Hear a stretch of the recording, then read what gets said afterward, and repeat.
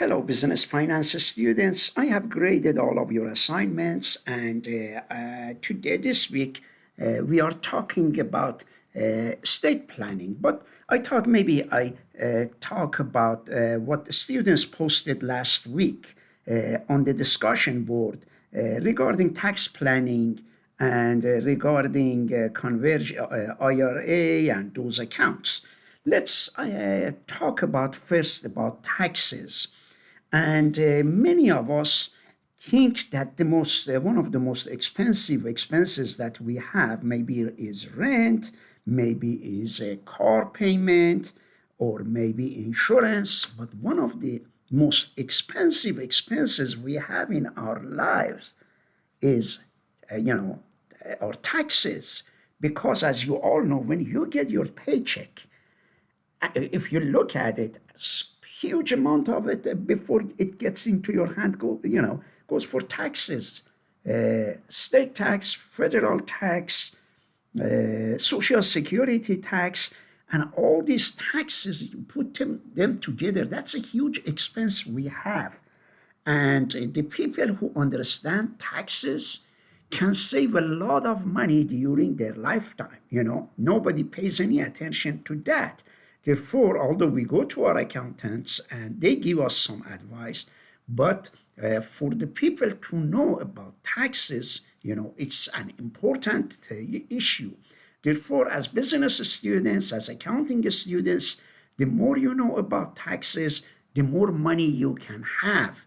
And now, one of the issues to think about is marginal tax rates and what are they? I asked, some examples. Let's say if you make $50,000 a year, how much of your money goes to federal taxes?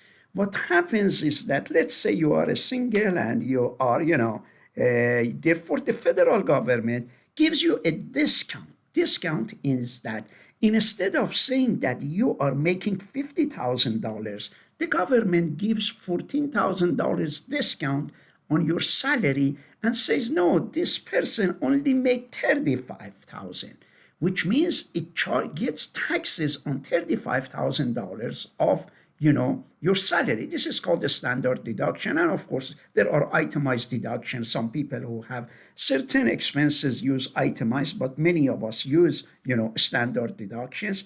Therefore, that is what the federal government is looking at. It doesn't look at if you make 50,000, it looks at if you make 35,000. How does it tax you? First of all, it divides this $35,000 to 11,000 here plus 24,000. Therefore, 11,000 to 24,000, the first 11,600, the taxes are 10% on it, which is a low. 10% of 11,000 is 1,100, And then after this amount means 11,000 deducted from this 35,000, you end up having 24,000, which is you are in this category. Therefore, 24,000, 12% of 24,000 is about 3,000. Therefore, the taxes you pay would be around $1,000 on this one. And because $24,000 remains, then you pay 12%. 12% of 24,000, just as a rough estimate, is 3,000. Therefore, you add 1,100 to 3,000. That means your taxes on this amount is 4,500. Let's say 3,100 is $4,100. And then your tax rate remains until you make $47,000, which means after 47,000, any extra dollar you make above 47, you have to pay 22% more, which means if you made 150, do you see here is written 47,150? Imagine you made 47,151. That extra $1 will be taxed at 22%, means 22 cents. Therefore, that's how tax brackets, work.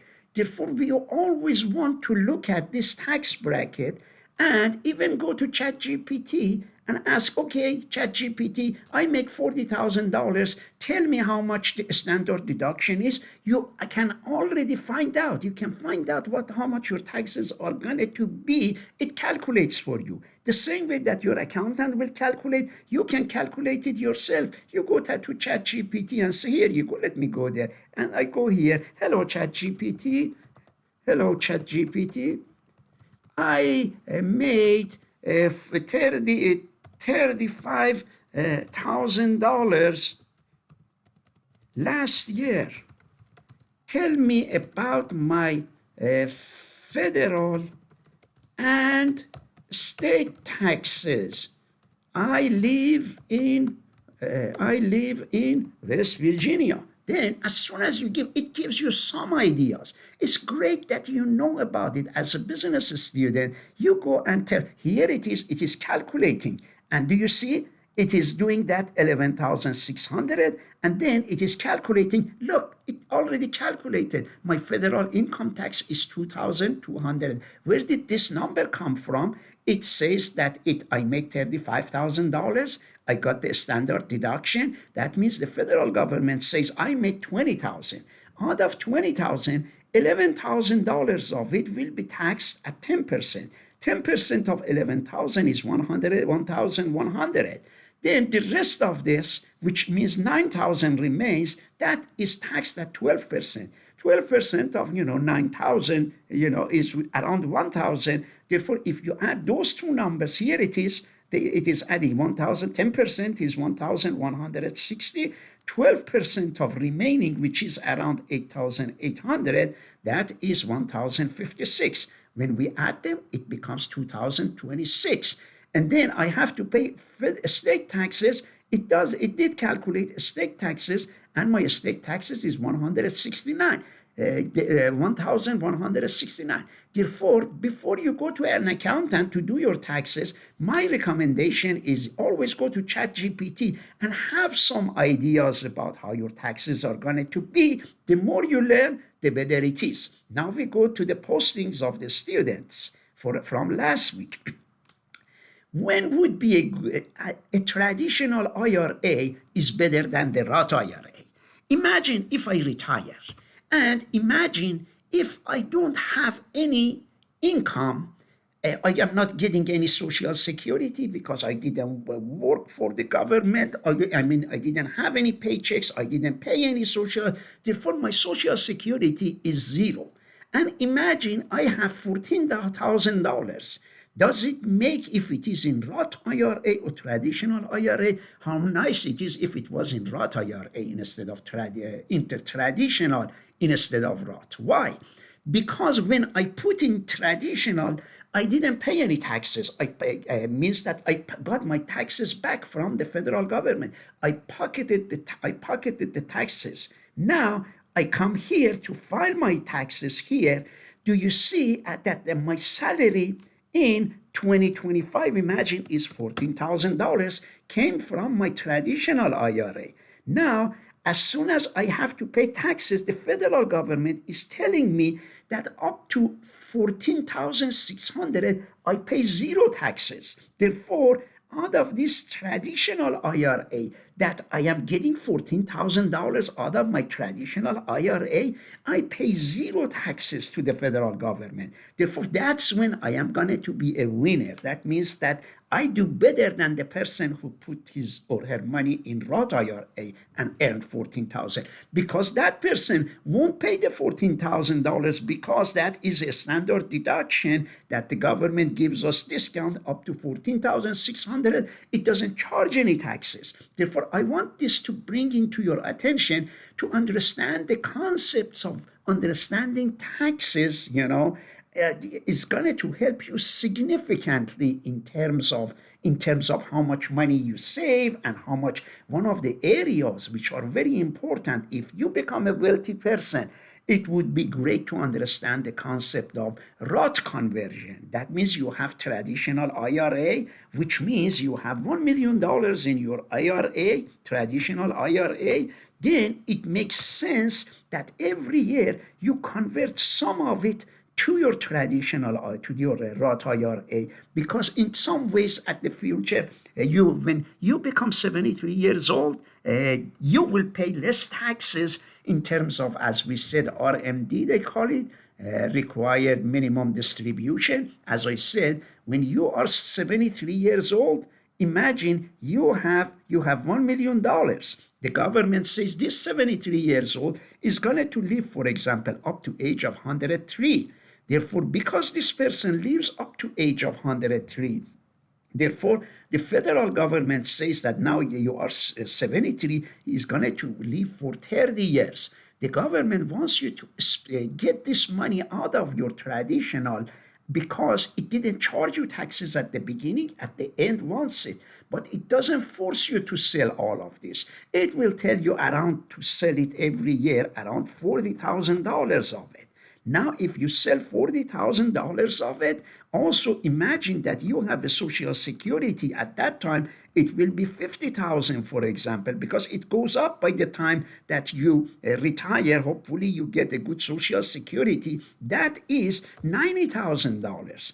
Now, when you get the $90,000, you are in a higher, tax bracket, which means when we go back to that table I showed you, your tax brackets at that time will be 22%. How nice it was if you could be at 11%, at 12%, Therefore, that's when you would say, I wish I had converted, some of those this traditional IRA to the Roth IRA, because if you had done that, this $40,000 wouldn't be taxable, only your Social Security, and also Social Security is taxed differently. Therefore, these are the issues that I want you to know. And we go back to to mention two more things quickly. One of them is that discussion was that retirement feels far away, which is true. But guess what? When you have money in your retirement account, although the money is there, but you feel like a rich person. You feel like a wealthy person. Some people say, why should I put the money there if it's going to come to me 20, 30 years from now? But is it bad suddenly to have $100,000 in your account? When you have this $100,000 in your account, let me tell you, when you go and buy a car, you want to go to buy a car, when you tell that loan officer that you have $100,000 in your retirement account, you get a better interest rate for your car loan. Therefore, don't think that and this money also is in the Roth IRA. You can, you can withdraw the money that you have contributed, but it's not a good idea to do that, because if it's everybody likes to have Roth IRA. Rich people like to have, but they cannot, and unless they use some Roth conversion. Therefore, the goal is that the more money you have to your retirement account, the better you are going to be today. Don't look at the retirement as 20, 30 years ago, and look at this money as money of 20, 30 years ago. Look at this money that you have in your saving account, and you don't want to touch it. Look at that in today's money, and therefore, think that it is money that is available to you, but you don't want to touch it. That's what we want. If it is in your traditional IRA, if you withdraw, you have to pay not only 10% penalty, you have to pay taxes. 10% penalty of this is $10,000 right there. The IRS gets it from you. Then you have an income of $90,000, because that's and that $90,000 will be added to your salary of this year. If this year you have, let's say, $60,000 of salary, 60,000 and 90,000, that will be 150,000. You are in a high bracket. Therefore, sometimes you might think that, okay, therefore, if you are going to withdraw this, you might come and say that rather than withdrawing this year that you are making 90,000, you will get this money out next year when you don't make any money, for example. Then in that case, your tax bracket drops, Therefore, we want you to understand the tax bracket. As I told you, you don't want to touch your retirement account. It is very smart to leave it there. That it says that Social Security, it is true that people miscalculate. They think that their Social Security is going to last, and they think they will have enough money for their Social Security. The person becomes 65 years old and retires. Imagine that the person suddenly has a year before, he or she has $60,000 of salary while working. As soon as this person, that is, as soon as the person retires, the retirement check is $2,000. That means 2,000, you multiply it by 12, will be 24,000 a year. Imagine such a huge difference in here. By the time the person will retire, feels, oh my God, because this person has to pay this money, some of it for, for Medicare. Almost $2,000 of it a year goes for the Medicare. Although this person doesn't pay any Social Security taxes, because up to certain amount Social Security, is not taxable. Let's say this person, then his salary or her salary becomes 22,000. Then, as soon as decides to do something, suddenly the rent and something takes a part of it, the doctor and the bill, and this person suddenly feels that he or she is in deep trouble because the salary of 60,000 dropped suddenly to this 24, and this person, let's say, is at the age that cannot go and find a job. They don't go and give him a job. Nobody would hire him or her, and therefore will be in deep trouble. But imagine the same person who was making $60,000 a year, imagine had $500,000 in his or her Social Security. What they do, what their professional investors say, they say you withdraw 4% of this. 4% of this $500,000 is 20,000. Therefore, this 24,000 will have additional $20,000 a year. That will give this person as 44,000. This person is now somehow in a good shape. Why? Because he or she might not need as much as 60,000. Because when he or she got 60,000, part of it went for the Social Security and for the Medicare he or she paid. 60,000, how much of it went for his or his Social Security? 3,600, because 6% of it goes for the social. But when he gets or she gets Social Security, then he or she doesn't pay anymore to the Social Security office, but he will get it back. Therefore, this salary is good for this person, which means this person can maintain the same lifestyle that he or she had when he or she went to work. When went to work, had to pay for the gas. Here doesn't need to pay for the gas. Do you see? If they need to buy clothes, tie, shirt, or something, now it says that, okay, I am retired, I don't buy clothes. Therefore, we'll have the same lifestyle as that person. But the person who doesn't have this $500,000 in the retirement, he or she will get only 24,000, doesn't have this additional 20,000, which is a lot of money. Then this person feels depressed for the rest of his or her life. Children are not going to help really. And then suddenly it will be like a big problem, and that can have a mental problem or anything that people run. And imagine, one thing that the people miscalculate is the cost of the health. When we go to the doctors and suddenly, because you will have something called, because your Medicare might not cover 100%. It's not Medicaid. That can cause a lot of problem. We go to hospital and suddenly, Medicare covers some part of it, and you go to the doctor for some issues and they cover only 80% of it. You have to pay 20% out of your pocket, which means that this money, quickly can disappear. Okay, another person brought an interesting issue and talked about inflation. Inflation can be a killer because it reduces the effectiveness of the value of the money. The same person who is getting $24,000, imagine some people have, let's say they have annuity for $24,000 a year.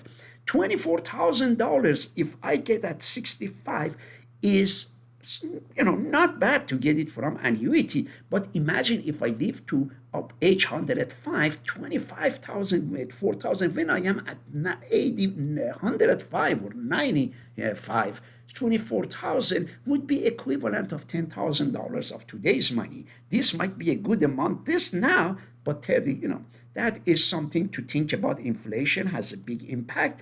Most people were early utilizing compounding interest. That's correct. Compounding is very important. But one thing I want to mention, that compounding is not just for the interest, it is also compounding for the stocks, because when interest usually is 4% and their compounding is important, it over a long period of time. But when your stocks are going up by 20%, that compounding can be so huge. We have shown you on that using calculator, that if you put $10,000 and it compounds by 20% over 40 years, you will have huge amount of money when you retire. That's why we want you to become familiar with investing in stocks, because they give you a better return. The stocks, usually give 10%. I put dollar here. They give 10% of return, or 12%.